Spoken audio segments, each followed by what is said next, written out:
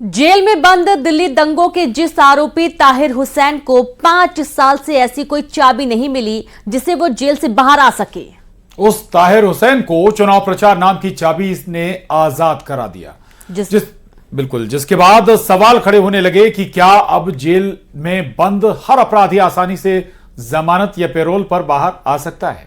क्या अब अदालतों में चुनाव प्रचार के नाम पर जमानत मांगने वाली अर्जियों की बाढ़ आ जाएगी? क्या अब चुनाव प्रचार के नाम पर अपराधियों के लिए जेल से बाहर आने का नया रास्ता खुल गया है?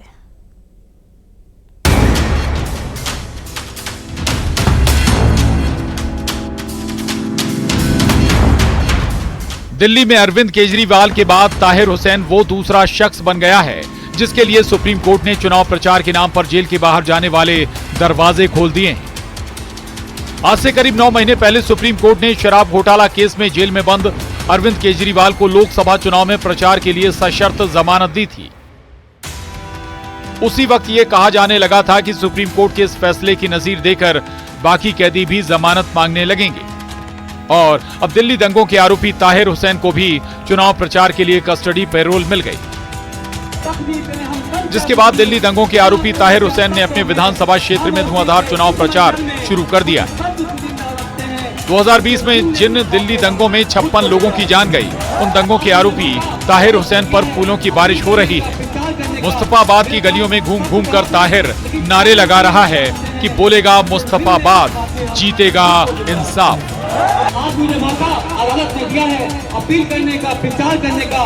मेरे पास शब्द बहुत हैं, लेकिन टाइम नहीं है, मैं ज्यादा आपसे नहीं बोल पाऊंगा, न कह पाऊंगा। बस मेरे आंसू की लाश समझ लेना, इस बदलते वक्त का एहसास समझ लेना, देकर वोट तुम अपना मुझे। सिर्फ नारेबाजी ही नहीं, ताहिर हुसैन जीत का दावा करते हुए अपने इलाके का विकास करने का वादा भी कर रहा है।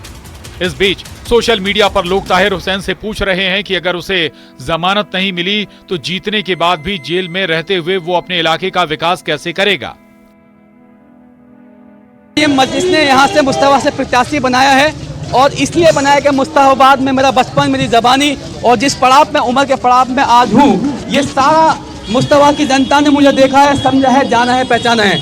आज से पहले तमाम पार्टियों ने मुस्तफाबाद को हर तरह से दरकिनार रखा हुआ है। न यहाँ कभी कोई लोकल प्रत्याशी दिया, न यहाँ कोई काम कराया। यहाँ की सड़क की ये हालत आप देख रहे हैं, ये जाल देखें, आप तार के जाल देखें किस तरह से जाल बिछा हुआ है। मैं माननीय कोर्ट का बहुत बहुत शुक्रगुजार हूँ, अल्लाह का एहसान है मुझ पर। जनता के बीच जाके अपने हक की, इंसाफ की लड़ाई के लिए जनता से वोट की अपील कर सकता है। ताहिर हुसैन को पैरोल मिलने पर सियासत भी शुरू हो गई है। कांग्रेस ने कहा कि ताहिर को जमानत मिलने से बीजेपी को फायदा होगा क्योंकि ओवैसी की पार्टी बीजेपी की बी टीम है। वहीं ओवैसी ने कहा कि ताहिर को कोर्ट ने इजाजत दी है, वो चुनाव प्रचार भी करेंगे और जीतने के बाद अपने इलाके का विकास भी करेंगे।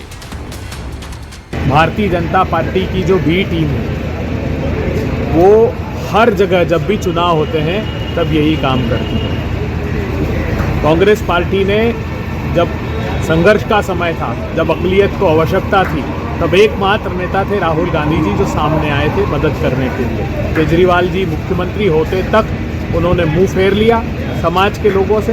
सुप्रीम कोर्ट ने उनको इजाज़त दी है ताहिर हुसैन साहब को, वो अपने इलेक्शन कैंपेन करेंगे मुस्तफाबाद में और हमको यकीन है कि मुस्तफाबाद की जनता के वो लोकल कैंडिडेट वही हैं और उनको पूरा साथ मिलेगा और मुस्तफाबाद को डेवलप करेंगे। और जिन्होंने वहाँ की जनता को तकलीफ़ दी, पीने का पानी का कोई इंतज़ाम नहीं है, कचरा भरा हुआ है, ड्रेन्स उबल रही हैं, ये सब तंग आ चुकी है मुस्तफाबाद ओखला की जनता और वहाँ से एमआईएम के दोनों कैंडिडेट्स को कामयाब करेंगे इंशाल्लाह।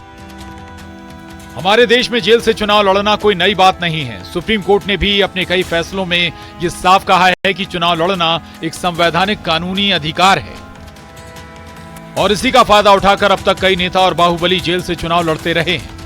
ऐसे नेताओं की लंबी लिस्ट है जिसमें शहाबुद्दीन और मुख्तार अंसारी से लेकर हरिशंकर तिवारी और राजा भैया तक के नाम शामिल हैं।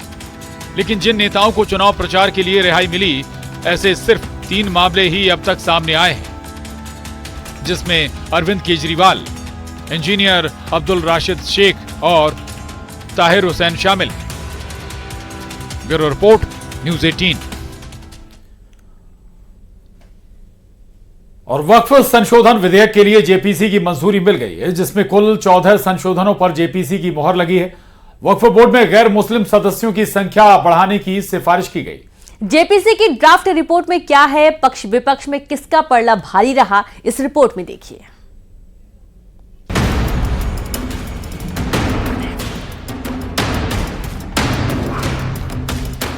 वक्फ संशोधन विधेयक को जेपीसी की मंजूरी मिल गई है। जेपीसी ने 11 के मुकाबले 14 वोट से इसे स्वीकार कर लिया है।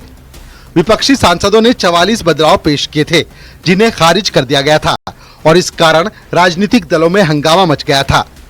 रिपोर्ट के अनुसार वक्फ विधेयक में कुल 66 संशोधन प्रस्तावित किए गए थे, जिनमें बीजेपी सांसदों के 23 और विपक्षी सदस्यों के 43 संशोधन शामिल थे। जेपीसी के अध्यक्ष और बीजेपी सांसद जगदंबिका पाल ने बताया कि कुल 14 संशोधनों को मंजूरी दी गई। जो 27 तारीख को क्लॉज बाई क्लॉज पे जो 14 क्लॉजेज में अमेंडमेंट्स आया था, उसको भी हमने अप्रूव किया था, उसको भी आज हमने अडॉप्ट किया है। और अडॉप्ट करने के बाद आज सबसे बड़ा काम एक हुआ है कि जो द इनकम फ्रॉम वक्फ औलाद can be used to support widows, divorced women and orphans is specified by the Waqf section 3R5।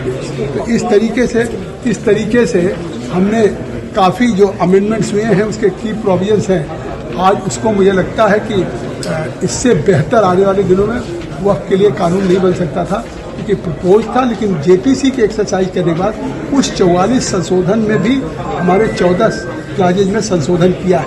ये है जेपीसी की उपलब्धि। बीते 6 महीने के विचार विमर्श में कई संशोधनों पर चर्चा की गई। सभी संशोधन पर मतदान हुआ और सदस्यों ने अपना फैसला सुनाया, जिसमें 16 सदस्यों ने पक्ष में और 14 सदस्यों ने संशोधनों के विरोध में वोटिंग की। बहुमत के आधार के ऊपर इस प्रकार के फैसले कभी भी बेहतर नहीं होते। बहुमत का मतलब ये नहीं होता कि आप हर चीज को बुलडोज कर दो, तो ये किसी भी सूरत में बेहतर नहीं होगा।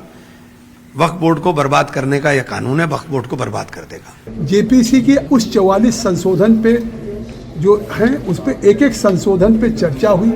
इसके पहले हमने 6 महीने के सारे डिटेल डिस्कशंस के बाद सभी सदस्यों से हमने संशोधन मांगे थे। यह हमारी अंतिम बैठक थी कि उस 44 संशोधन पे आप इस पे सहमत हैं या इस पे असहमत हैं। तो सभी सदस्यों के द्वारा, चाहे किसी पक्ष के हों, उन लोगों ने अपने संशोधन दिए थे। उसमें जो हमारे कुछ सांसदों के द्वारा दिए गए थे, उसमें 14 क्लॉजेज पे या 14 संशोधनों में संशोधन स्वीकार हुआ है, वो भी संशोधन मूव करने पे वोटिंग के बाद बहुमत के आधार पर। वहीं विपक्ष ने दिल्ली में विधानसभा चुनाव को लेकर आरोप लगाया कि वक्फ विधेयक में संशोधन की प्रक्रिया में जल्दबाजी की जा रही है। विपक्ष ने समिति के अध्यक्ष पर पक्षपात और सत्ता दल के प्रति झुकाव का आरोप लगाया। हमारी पार्टी के सुप्रीमो माननीय अखिलेश यादव जी ने शुरू दिन ही जब ये वक्फ बिल आया था, उसी वक्त बता दिया था कि चंद लोगों को ये ज़मीनें देने की और मुसलमानों की वक्फ की ज़मीनें इनकी नज़र अब उस पर पड़ गई है और ये उसको छीनना चाहते हैं और ये माइनॉरिटीज़ और ख़ासतौर पर मुस्लिम को निशाना बनाने की इनकी शुरुआत है। जैसे उन्होंने कहा था माननीय अध्यक्ष जी ने, वैसे ही हुआ। हमको 655 पेज की फाइनल रिपोर्ट दी गई है और ये ह्यूमनली इम्पॉसिबल है कि कोई इंसान 655 पेजेस रिपोर्ट पढ़ के 10 घंटे के अंदर या 8 घंटे रिपोर्ट दें, पर फिर भी हमने कोशिश की। हम अपनी रिपोर्ट दिए हैं इस बिल के खिलाफ, इस अमेंडमेंट के खिलाफ, जो हम समझते हैं कि ये वक्फ के लिए फायदेमंद नहीं रहेंगे बल्कि वक्फ को बर्बाद कर देंगे। आपको बता दें कि वक्फ संशोधन विधेयक को केंद्रीय अल्पसंख्यक मामलों के मंत्री किरेन रिजिजू ने लोकसभा में पेश किया था और इसे 8 अगस्त 2024 को संयुक्त संसदीय समिति यानी कि जेपीसी को भेजा गया था। इस विधेयक का उद्देश्य 1995 में बने वक्फ अधिनियम में संशोधन करना है, ताकि वक्फ की संपत्तियों के प्रबंधन और उससे जुड़ी समस्याओं का समाधान किया जा सके। Bureau report, news 18।